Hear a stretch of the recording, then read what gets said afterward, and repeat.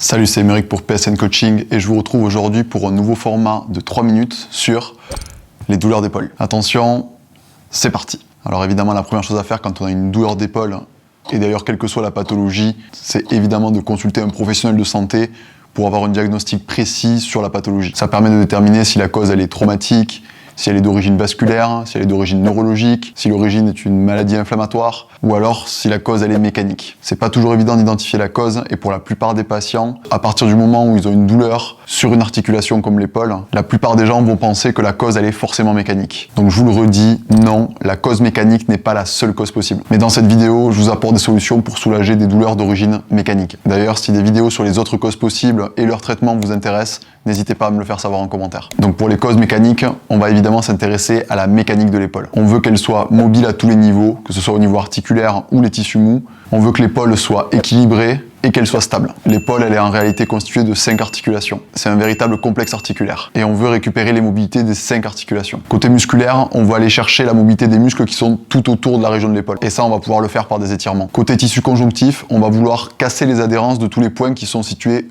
autour de l'épaule qui vont être des points clés. Alors évidemment, on peut se faire manipuler par un professionnel de santé qui est qualifié, mais on peut aussi réaliser des exercices tout seul pour récupérer ces mobilités. Par exemple, on peut faire des étirements de la capsule articulaire, des exercices de rotation dorsale.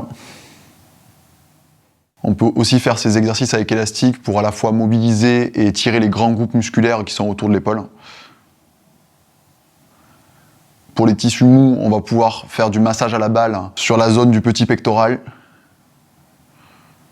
sur le carré de Velpo,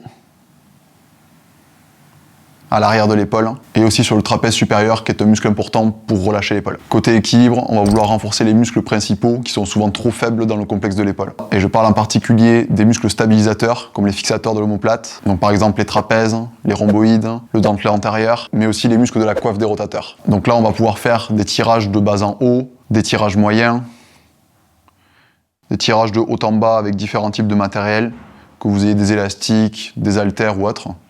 Pour le dentelé antérieur, on pourra partir sur des pompes scapulaires ou alors sur des activations en position haute par exemple.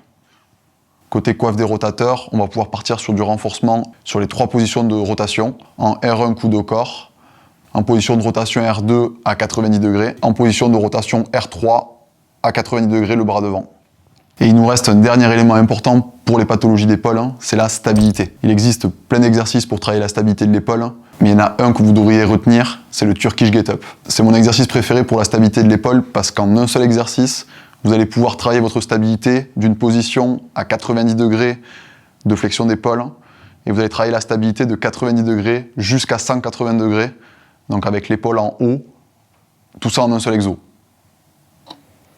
Donc plutôt que de venir décomposer par différents exercices à différentes amplitudes, un exo comme le Turkish Get-Up vous permet de bosser dans toute cette amplitude, donc c'est top. Alors évidemment, que ce soit du côté mobilité ou renforcement, certains exos peuvent être douloureux selon où vous en êtes dans la pathologie et selon la pathologie que vous avez. Donc c'est pour ça que le plus important, ça reste quand même de consulter un professionnel qui est qualifié, qui va pouvoir vous accompagner dans la pathologie. D'ailleurs, j'ai mon site de coaching en ligne si vous souhaitez vraiment des vidéos détaillées sur la prévention de pathologies, mais aussi si vous voulez des programmes et des vidéos de sport pour vos entraînements. Et il y a même une partie nutrition avec des programmes et plein de recettes. Les liens sont dans la description de cette vidéo. N'hésitez pas à me dire en commentaire si cette vidéo vous a été utile et s'il y a d'autres thèmes sur ce format de 3 minutes qui pourraient vous intéresser. N'oubliez pas de laisser un petit like et surtout de vous abonner pour ne rien louper des prochaines vidéos.